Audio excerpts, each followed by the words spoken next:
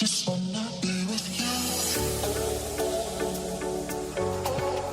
guys, good morning. Ito po ulit ang inyong lingkod na si Don Vin, AgriTV. Ngayong umaga po ay tayo'y mag-enjoy ng ating breakfast.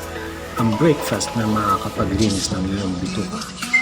Araw-araw mo itong gawin at ito'y kung ikaw ay may UTI, siguradong matatanggal ang sakit mong UTI. So, yan.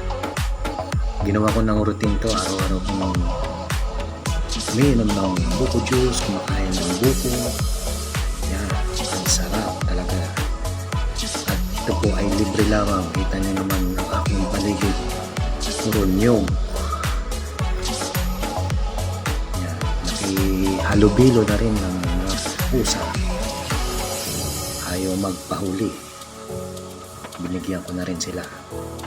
Yan.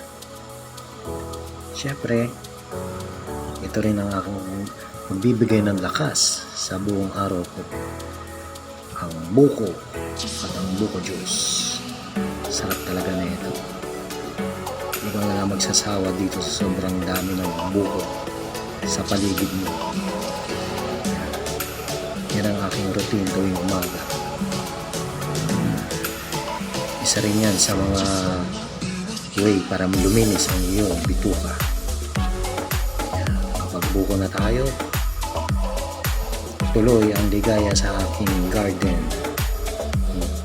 So ang ginagawa ko po rito ay nililipat ko na ang aking pinalan ng okra. Yan ang unang napili kong gulay na itanim dito sa aking ginawang garden. Kita nyo naman, may bakod na ako, kaya ako ay nagsimula na magtanim-tanim. Marami pa akong iba't ibang klaseng gulay ang pwede kong itanim dito. Sisimulan ko muna sa okra.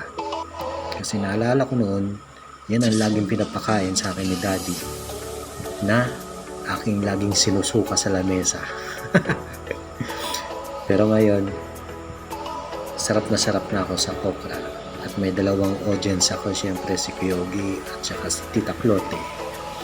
Nag-i-inspect sa aking ginagawa. Yun lang. Peace!